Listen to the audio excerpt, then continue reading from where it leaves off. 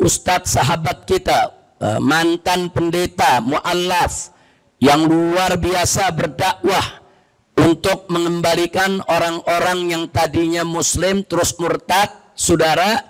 Akibat ulah kristenisasi, dia berusaha untuk kembalikan lagi mereka masuk ke dalam Islam. Alhamdulillah, perjuangannya luar biasa. Dan beliau juga pernah dipenjara dan bertemu dengan saya di penjara di Mabes Polri. Nah, kita sama-sama berdakwah di sana. Di sana dulu juga ada Habib Ali bin Alwi Al-Attas yang juga menemani saya di dalam penjara. Beliau adalah saat ini sebagai Bedum FV. Jadi Ustadz Yahya Waloni juga sudah meninggalkan kita.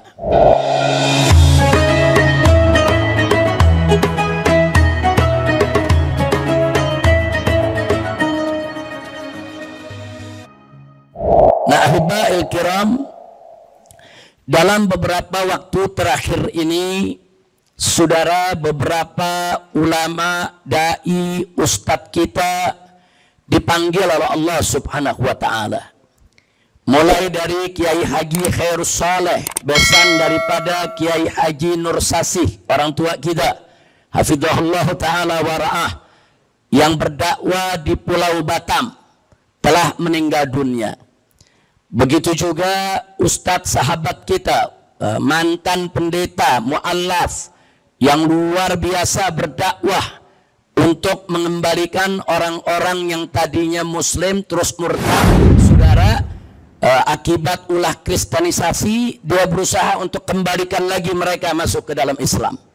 Alhamdulillah, perjuangannya luar biasa.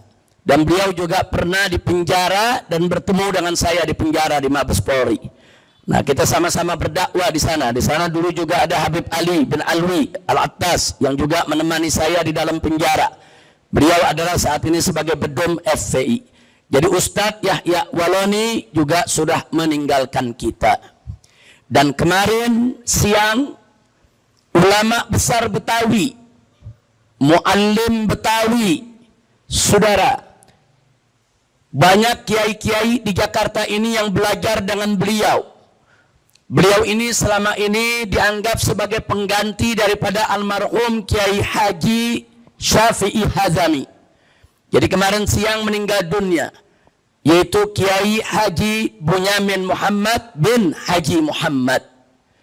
Jadi kemarin siang beliau meninggal dunia, dan setelah asar jelang maghrib langsung dimakamkan, yaitu di depan musola yang memang bersebelahan dengan rumah tinggal beliau. Beliau seorang ulama yang luar biasa. Orangnya pendiam tapi ilmunya luas, akhlaknya mulia, dan sangat menghormati saudara para ulama baik yang tua maupun yang muda. Dan beliau suka bersilaturahim walaupun kepada mereka yang lebih muda dari beliau. Beliau santun, beliau ramah, saudara. Suaranya menyejukkan, dakwahnya begitu mendalam, dan beliau ahli fikih, saudara, untuk masyarakat Betawi. Nah, tapi di balik daripada kelembutannya, kesantunannya, keramahannya, saudara, beliau selalu mendukung perjuangan saya dan kawan-kawan.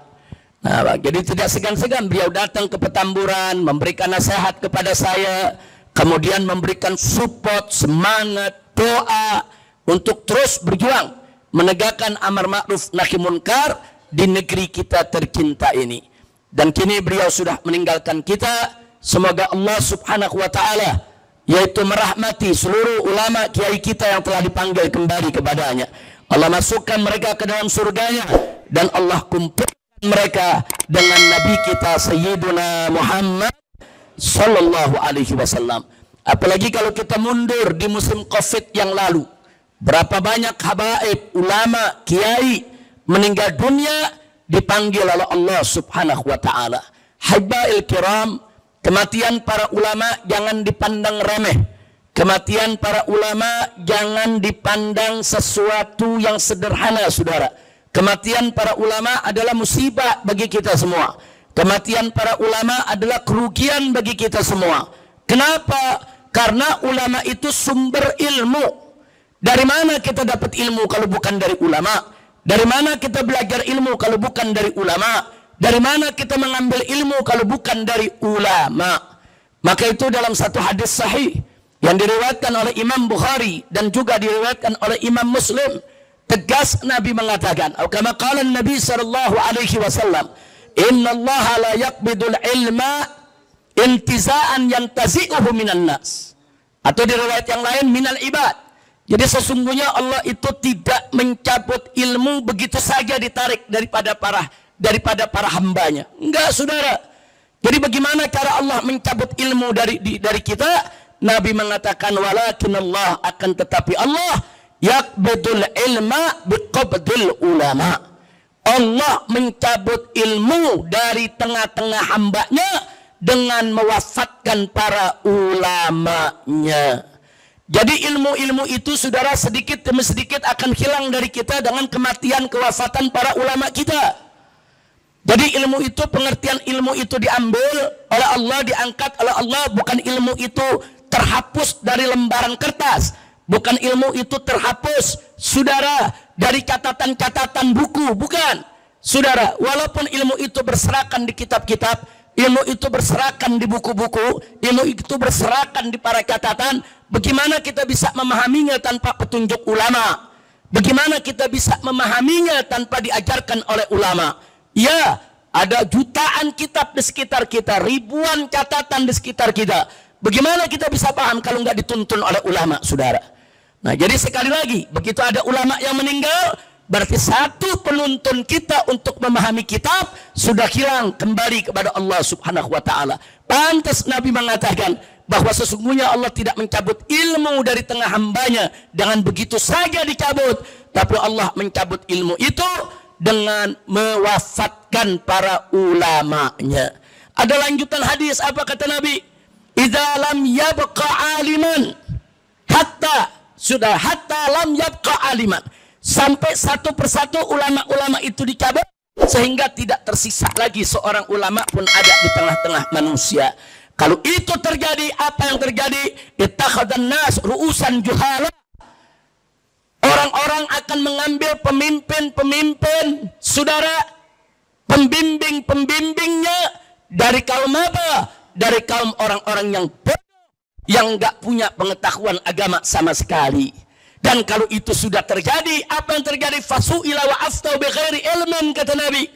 Akhirnya orang-orang yang dianggap pemimpin tadi, yang dianggap sesepuh tadi, padahal bukan ulama, saudara, cuma dituakan, saudara, cuma didorong untuk jadi pemimpin. Akhirnya mereka ditanyakan berbagai macam urusan agama, fa'aftau bi ghairi ilmin. Akhirnya mereka memberikan fatwa tanpa ilmu. Kalau sudah begitu, kata Nabi, fadallu wa adallu.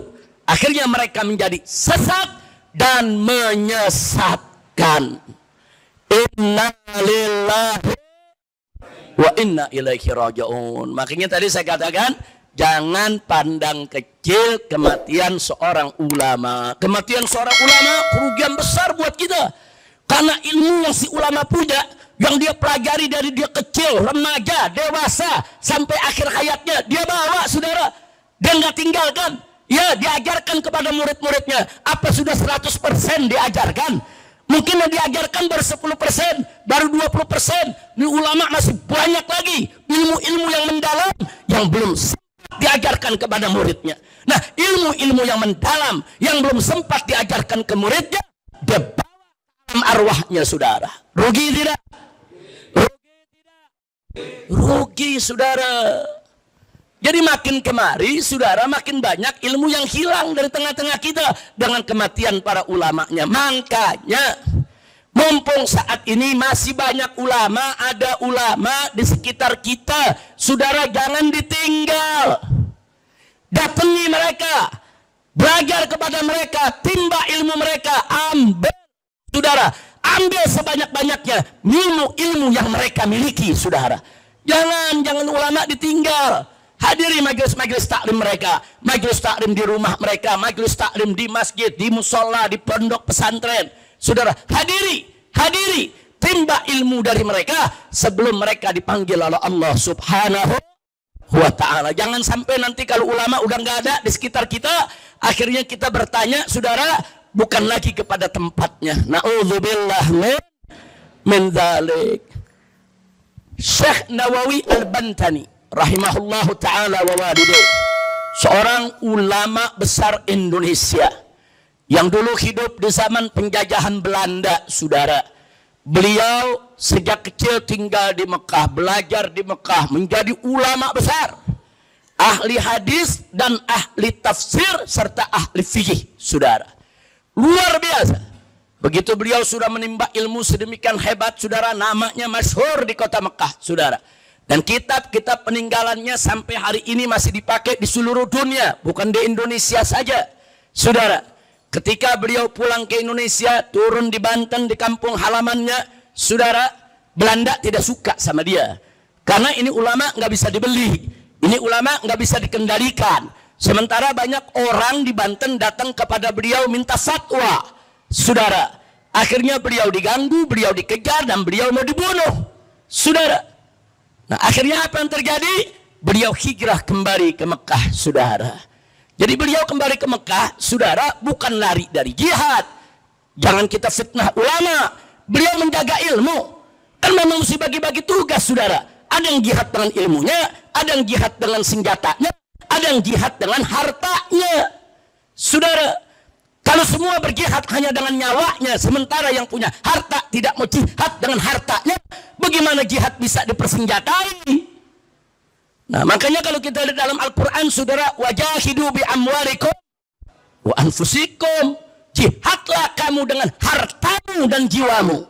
Harta dulu disebut, saudara. Kenapa? Karena harta itu yang akan melatih, membentuk, saudara, para tentara Allah, mempersenjatai mereka, melengkapi mereka dengan peralatan, saudara. Jihad itu bagi-bagi tugas. Nah, jihadnya para ulama dengan ilmu, saudara.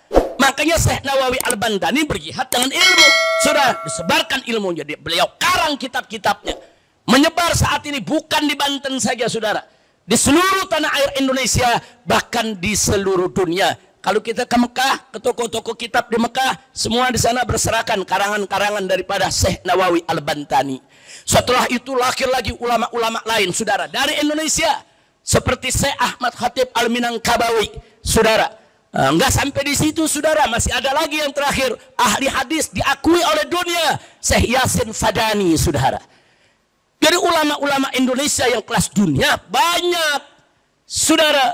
Dari zaman Belanda pun banyak, dan jangan sekali-kali kita bersuudzon kepada mereka. Nah, jadi ada ulama yang jihad dengan ilmu, lanjutkan jihad dengan ilmunya.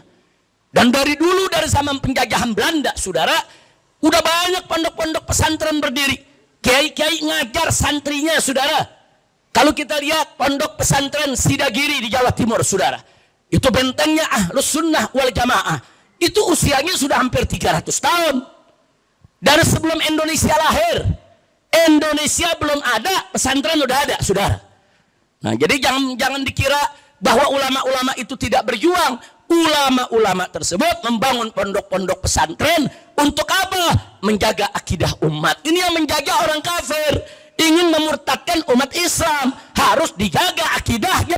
Itulah peran-peran pondok-pondok pesantren di seluruh Indonesia. Dan tidak sedikit juga ulama-ulama di samping menjaga akidah umat, mereka juga angkat senjata melawan penjajah. Seperti siapa? Seperti ulama kita, alim mujahid, saudara Kiai Nur Ali, saudara, di Bekasi. Itu ulama, bukan sembarang ulama, saudara. Siang buka kitab, ngajar umat. Malam, saudara, angkat senjata, dia serbu pos-pos daripada penjagaannya Belanda, saudara. Itu dulu yang dilakukan oleh Kiai Nur Ali dan kawan-kawan. Jadi ulama-ulama kita dulu berjuang.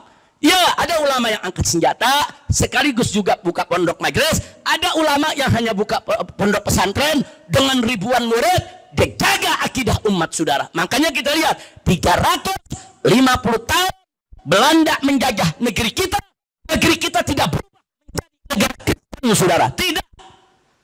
Tetap 90% adalah umat Islam. Kenapa Belanda gagal memurtadkan bangsa Indonesia? Kenapa Belanda gagal mengkristenkan bangsa Indonesia? Padahal Belanda mendatangkan pendeta-pendeta dari luar negeri. Ada misi, ada sending, saudara. Ada pendeta-pendeta misionaris yang mengajak umat ini untuk masuk, saudara, menjadi Kristen. Ada yang mengajak kepada Katolik di mana-mana tempat, saudara.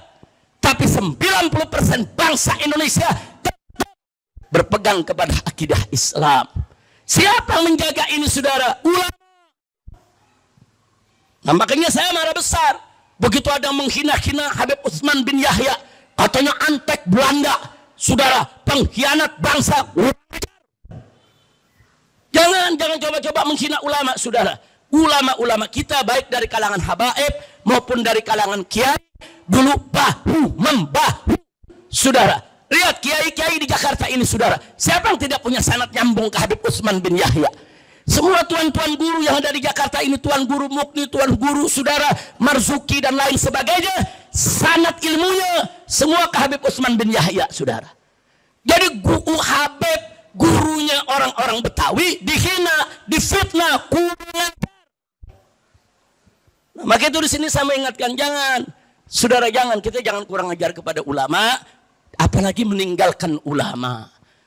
Kalau kita sampai meninggalkan ulama, hati-hati. Syekh Nawawi Al-Bantani dalam kitabnya yang berjudul Nasahihul Ibad, beliau menukilkan satu riwayat, saudara, yaitu ruwiya au qila au kama qala Nabi sallallahu alaihi wasallam, di mana beliau mengatakan, saudara, sayati zamanun ala ummati, akan datang suatu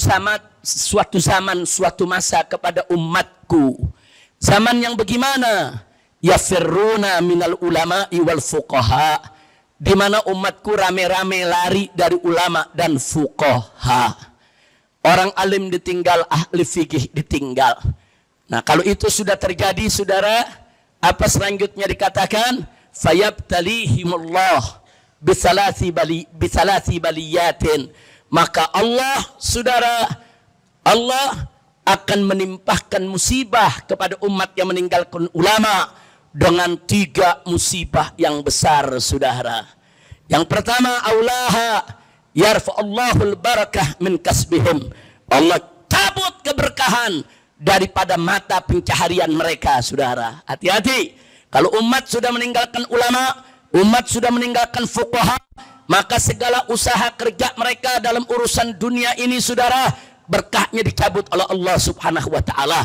Enggak berkah. Harta yang kita punya kalau sudah tidak berkah, penghasilan kita kalau sudah tidak berkah, walaupun banyak, tidak akan pernah mencukupi, saudara.